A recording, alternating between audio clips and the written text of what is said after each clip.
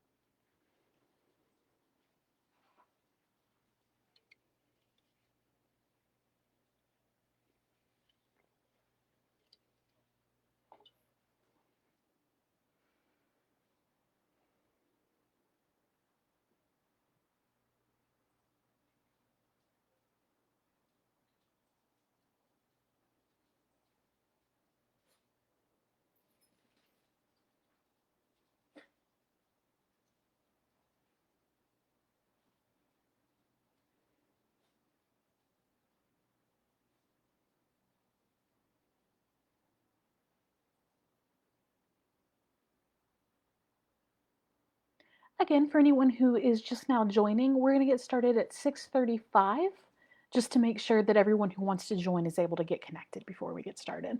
So we'll be starting in about 3 minutes.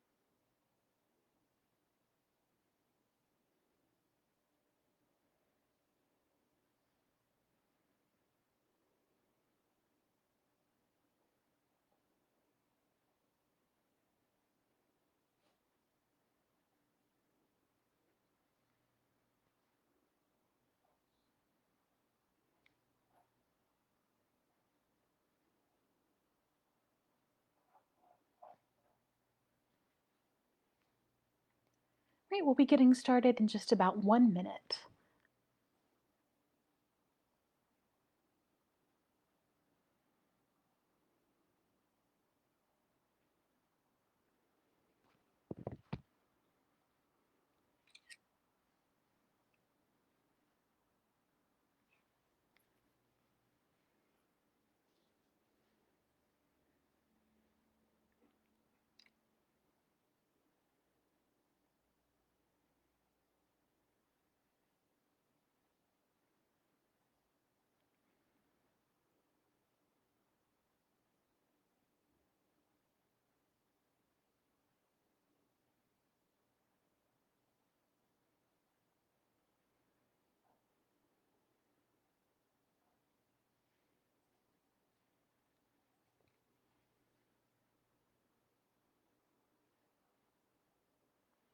All right, I'm going to go ahead and get started. So, for those of you who are joining live, thank you very much.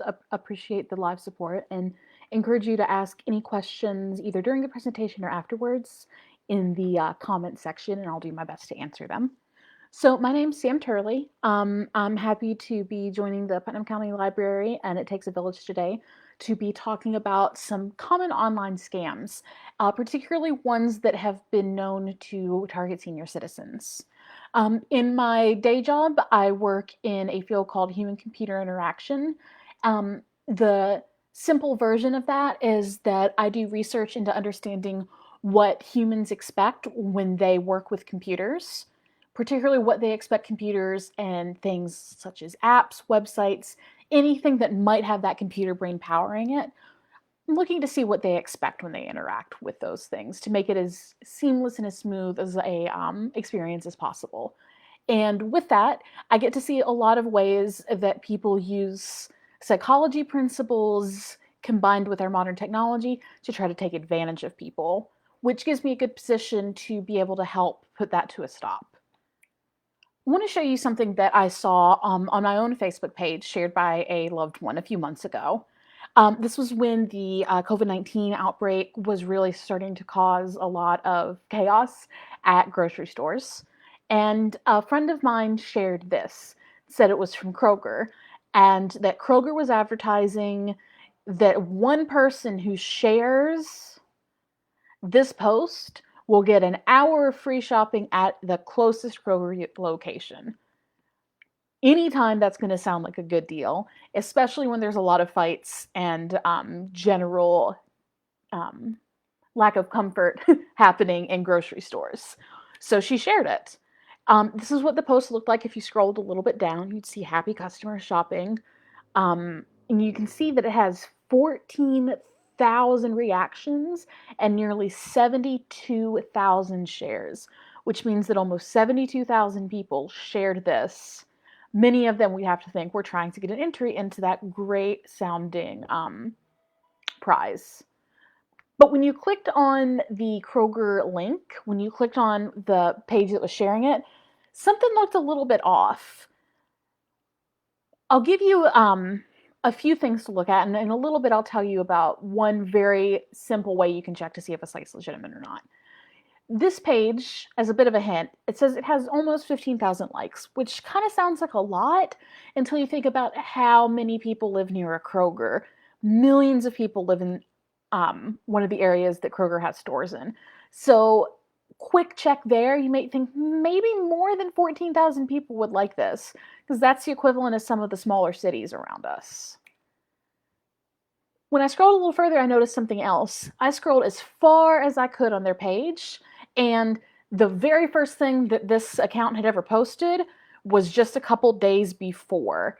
That sets off a big alarm bell because Facebook has been around long enough that you should be pretty sure that Kroger's been on Facebook advertising for thousands of people, probably has been on longer than a couple days. So those are the red flags that stuck out to me. But what happens if you actually shared that? Shared it thinking, oh man, I really want to win that 1 hour of free shopping.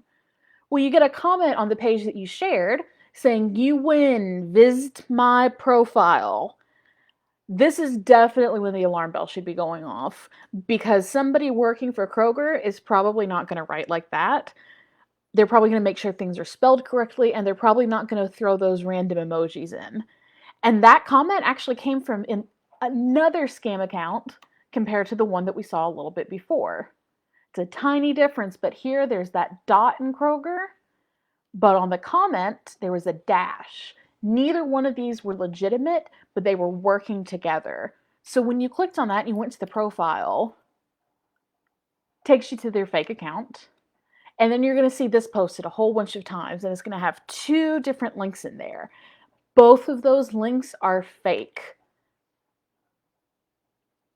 This comment was shared on thousands of shared posts that other people had made while trying to join into this contest.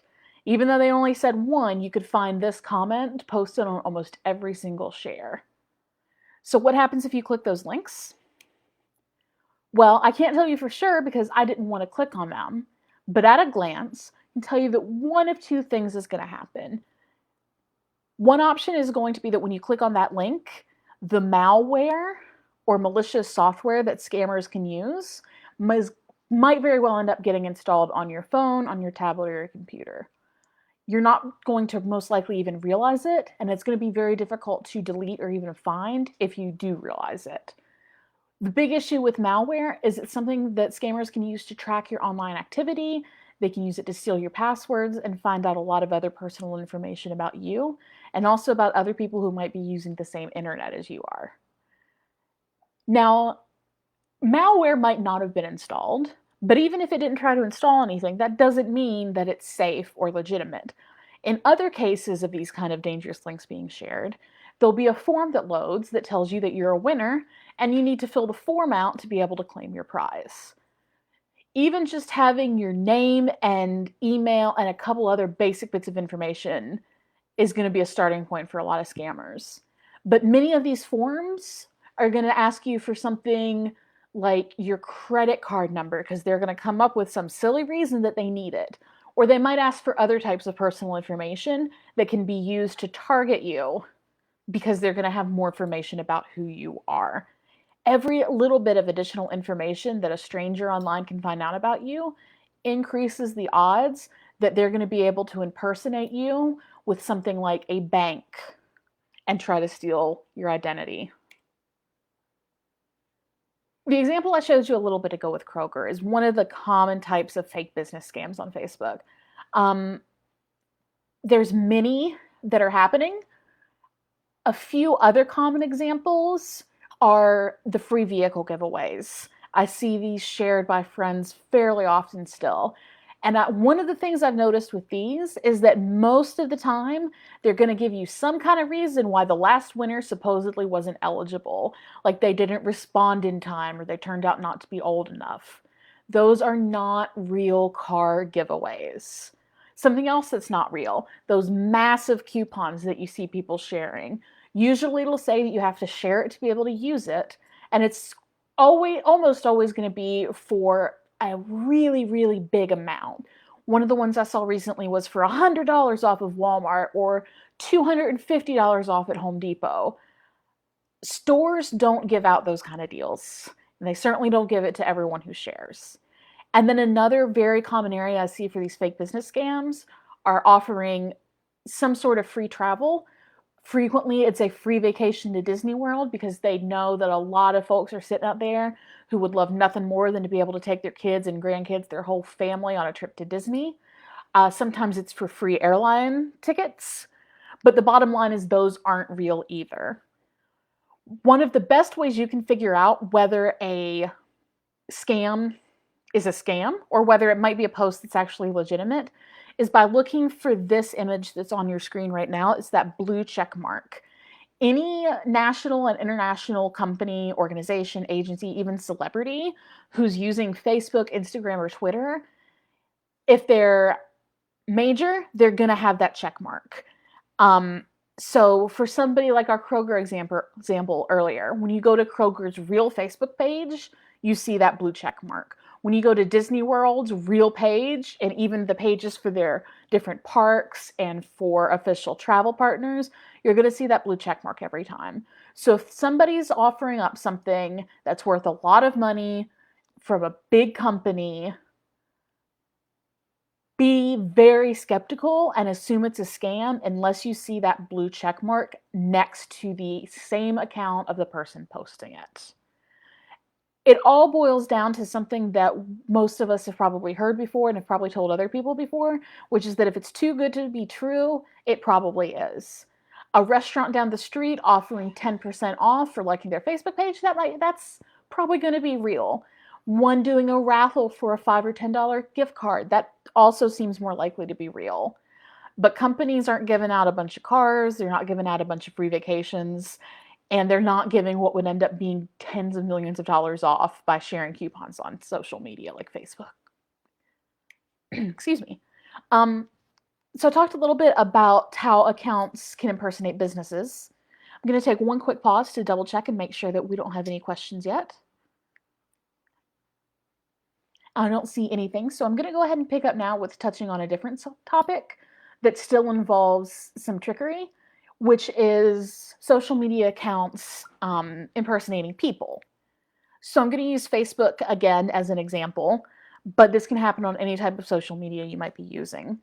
One of the very common ones happening right now is account cloning scams.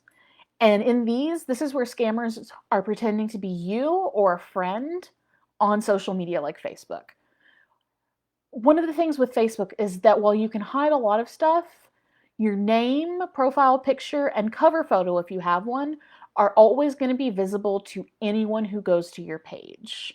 So that means people you're friends with can see it all, people you're not friends with can see it all, and scammers can see it all too. But what a scammer will do is they'll save the photos from your account, the public photos, and then they'll set up a fake account in your name with your pictures and try to add your friends. So why are they doing this? They're banking on your friends trusting that that new account is actually you. And this can open the door to a lot of different types of scams. They might try to impersonate you and scam your friends directly by pretending that you, or really them, are in need of money that needs to be sent right away.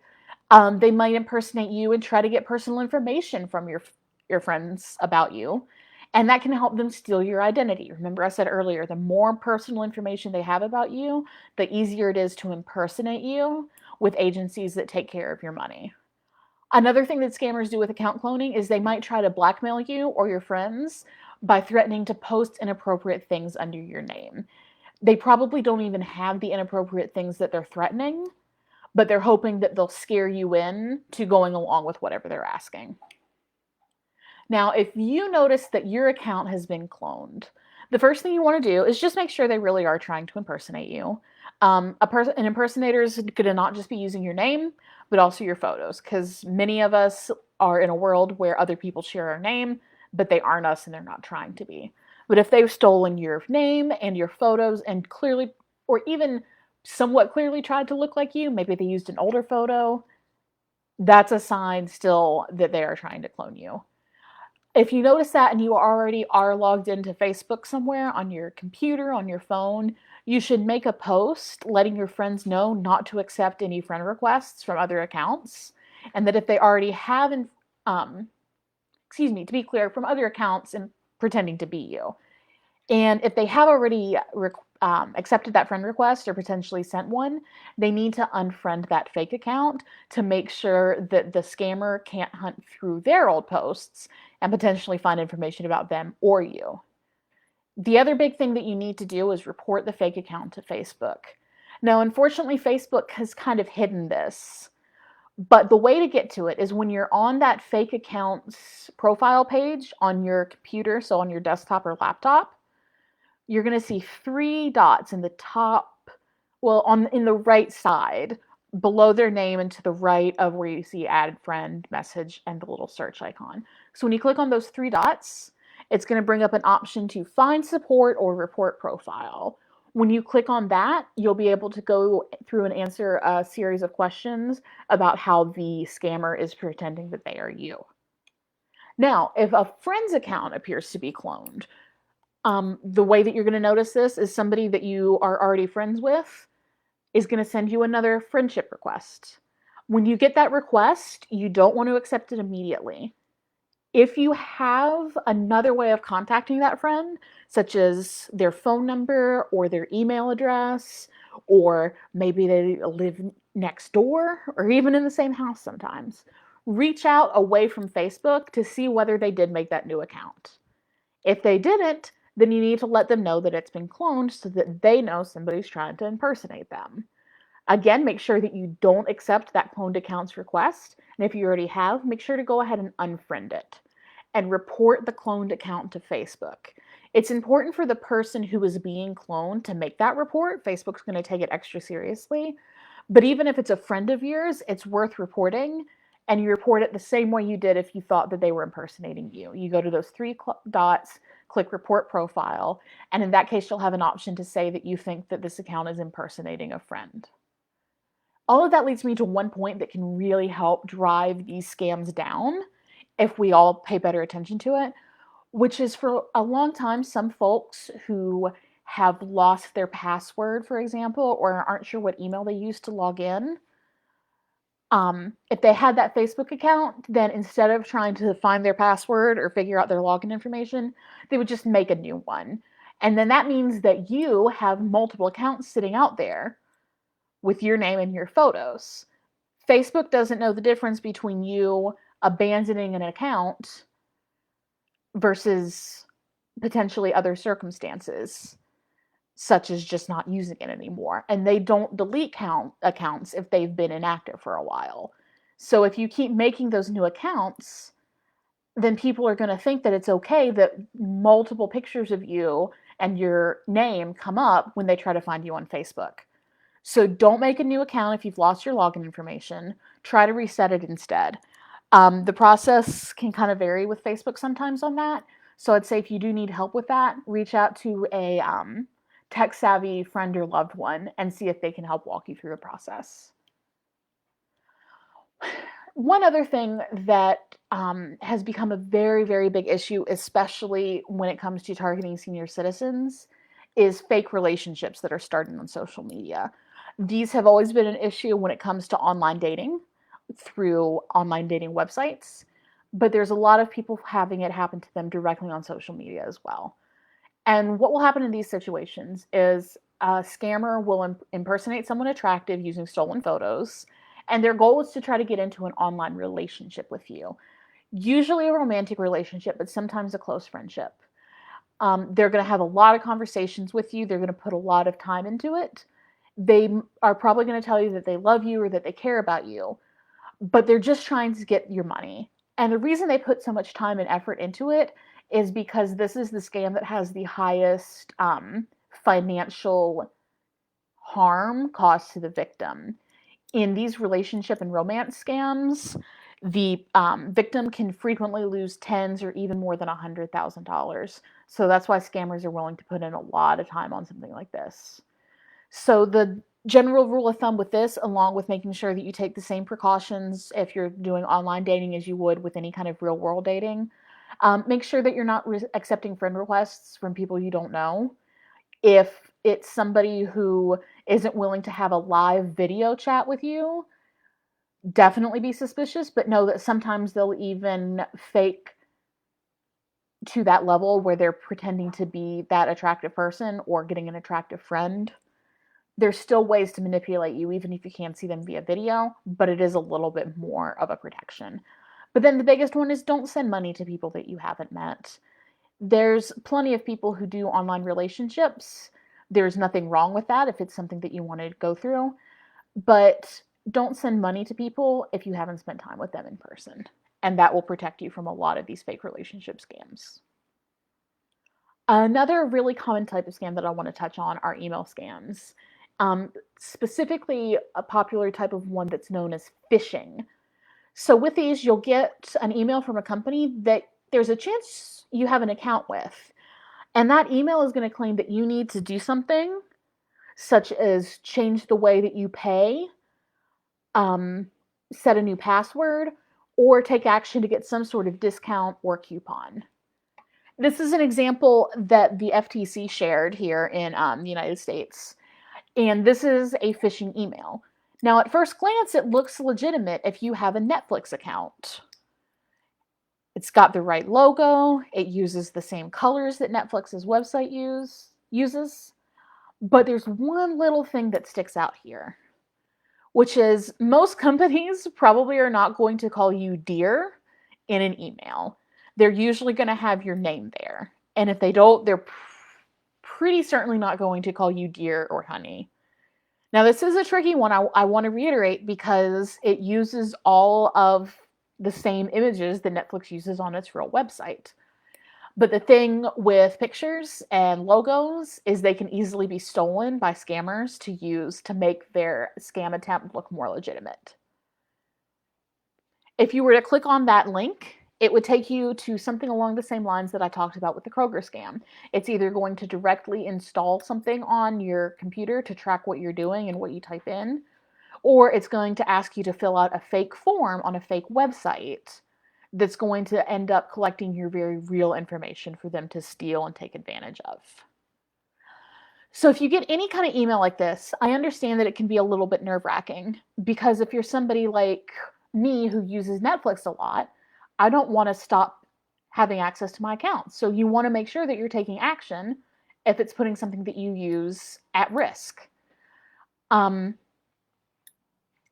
But if an email says that you need to provide or update information, you do not want to respond directly to that email, and you do not want to click on any of the links in the email. Instead, what you need to do is go directly to the company or agency's real website or try to look up their customer service phone number. Now, when it comes to finding the real website, I know that can be kind of tricky for some folks. If you go onto Google and type in the company's name, their website should usually be the very first link that comes up. But again, if you're not sure, go ahead and recruit a tech-savvy friend or relative to help make sure you're actually on the real site. Now, once you're on that real site or talking to a real customer service person, if you really do need to update your information, the site or human is going to tell you that you need to do so. Because if it gets flagged like that, it's going to come up anywhere that you're accessing your account. So, for example, I got an email from one of my credit cards the other day, and it said that my password had been compromised. And my first thought is that sounds like a scam. So I went into my web browser and I actually put in the website. Didn't look at anything else in that email. Didn't want to accidentally click on something. But I went to their real website and logged in. And when I tried to log in, I got a notification that my password had been compromised and I need to reset it. And because I went directly to that actual website, I knew that I was safe in doing so. I've talked about a few different ways that scammers will try to take advantage of you online, but I want to also touch on what some of the common topics are. So, regardless of how somebody's trying to reach out for you, this is definitely true for all the different types of online scams, and even some, or many of the ones that are done via phone call or text messages, or occasionally even in person. So, when you encounter any of these topics, make sure that you're extra skeptical. Make sure that you're really looking into the legitimacy before you take any action, and definitely before you spend any money. Some of the really common scam topics that people focus on are ones that are tied to some sort of emotion or some type of well-being. So you'll see, as we've talked about a couple times, you'll see the sweepstakes, the lotteries, and the giveaways saying that you've won something or could win something. There's the romantic schemes trying to convince you that they're in love with you when they really just want your money. Some of the other big areas, one area that I know It Takes a Village does a whole lot of work to help support and improve, which is Medicare and health insurance, because it's such an important area for people, especially for seniors. And it can be such a confusing area if you're not familiar with it. Scammers make a lot of money in this realm trying to deceive you with false information. In the same line is prescription drugs. Scammers are going to try to sell you fake medicine or fake ways of getting medication. Funerals and end of life planning are also a way that a lot of scammers will target senior citizens because they know that folks are trying to make sure that things are taken care of for their loved ones. Um, Also tying strongly into emotion or anti-aging products. There's a lot of fake products offered up in this realm, frequently offered via social media or via email, and again, sometimes even text message or phone call. Also revolving around big money topics, investments, and particularly also reverse mortgages are big areas of scams. Again, both of those areas can be very legitimate. There are legitimate investments, there are legitimate reverse mortgages, but you need to be very skeptical and make sure that if you're pursuing one of those, you're doing it with a real person at a real organization. And last but not least, one that's historically been more associated with phone calls, but again, we see start spreading into social media, is grandchildren. Um, Scammers know that a lot of senior citizens have grandchildren and that a lot of senior citizens have a deep love and concern and protection of their grandkids. So they'll use that to their advantage, perhaps by directly impersonating your grandchild or perhaps threatening to blackmail with some sort of incriminating photo that they claim they have of your grandkids. So any of those high emotion, high impact, or big money areas are where you're really going to want to be cautious. A couple general things that I like people to keep in mind is, as I said before, with the Kroger scams, the bigger the claim, the bigger the risk. So while that $5 gift card from a local restaurant, it's not a huge amount of money for most people. It's also not a huge risk for the company. So it's probably not a huge risk for you. But a big claim like giving away a car is going to put you at a lot of risk.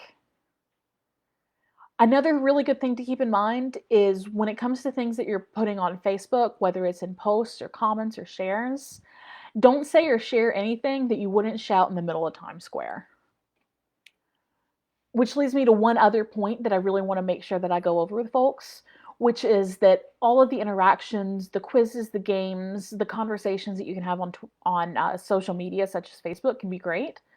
But you can also accidentally give up personal information that are used as verification questions to verify your identity when it comes to some of those high stakes agencies, organizations, and companies, such as your bank. One example that I saw is a variation of the Facebook games, and it'll ask you to like come up with some sort of special name. So one of the ones I saw was come up with what your royal name is, and it would be Lord or Lady plus your first name plus your pet's name of the street you grew up on, which sounds very innocent and fun and silly until you realize that names of pets, names of streets, names of relatives, favorite colors, those innocent sounding things are those very common security questions for identifying you as you when you use a bank's website or call your loan provider's um, customer service line. They're going to be asking you things. So even if it's innocent stuff, even if it's not your social security number, it still gives a little bit more of a clue as to who you are and what makes you specifically you. So be careful with anything you post, because while you want to that strangers don't see it, there's also sometimes going to be acquaintances or people that you even think are friends who might be trying to end up scamming you as well. So the more you protect yourself, the more privacy you participate in, the safer you're going to be from attacks by strangers or acquaintances. With that, I do want to suggest that everyone takes a moment, if you do have Facebook, and I would imagine most of the folks watching on here do, check your privacy settings and make sure that you're not sharing more than you realize. If you're on your desktop or laptop, the way that you get to your privacy settings on Facebook is by going to that triangle in a circle button. It's going to be on the right side of your screen, depending on how big your screen is and where you are on the home page. It's usually going to be either up near the top or kind of in the middle. But it's going to be next to that plus sign icon, the messaging icon, and the notifications icon. So you're going to click on that triangle. You're going to go down to Settings and Privacy. And when you click Settings and Privacy, you're going to see several different options pull up. I suggest you explore them all if you're comfortable with doing so. But at the very least, go to the section called Privacy Checkup. Now, my suggested privacy settings make it so that somebody that you don't know isn't going to see hardly anything about you, which is what I'm most comfortable with. So under who can see what you share, I suggest setting everything to friends. And if you're not sure about something, go ahead and set it to only me, which means that you're the only person who's going to be able to see that. Even people who click on your link who are Facebook friends with you won't be able to see it. Under another one of the sections that you'll see is an area called How People Can Find You on Facebook. And there's an option to set who can send you friend requests. I suggest changing that from everyone to friends of friends, because that's going to make it harder for scammers that you don't know to infiltrate your account by sending you a friend request. When it comes to choose who can look you up by your phone number and email address, I really suggest sending that to only me. Other people can use that information to find you legitimately, but a scammer with your name and number could look you up on Facebook with that and still find out a lot more information about you and be able to get a couple images that they know are of you if you have yourself featured in your profile or cover photos. Last but not least, there's a question that asks, do you want search engines outside of Facebook to link to your profile? Make sure you set that to no, because if somebody's looking for you, they're probably looking for you on Facebook. You don't want to open up your profile to be collected by Google and Yahoo and Bing and the other search engines like those websites that could potentially link to your page without you having control over it.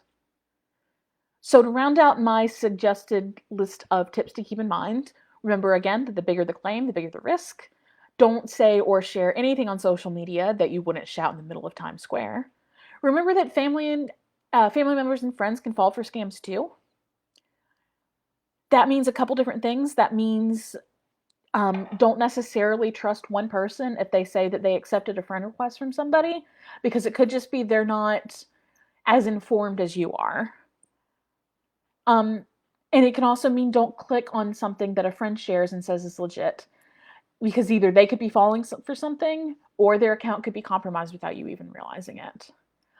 The last point I want people to remember, though, is that it's better to be embarrassed than it is to end up broke.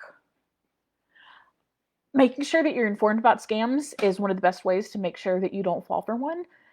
Scams come in trends, and there's multiple different sites and organizations that track those trends. The FTC does at their website. The Better Business Bureau has a scam tracker, and the AARP also has a scam tracking map that even looks at what's trending in particular areas.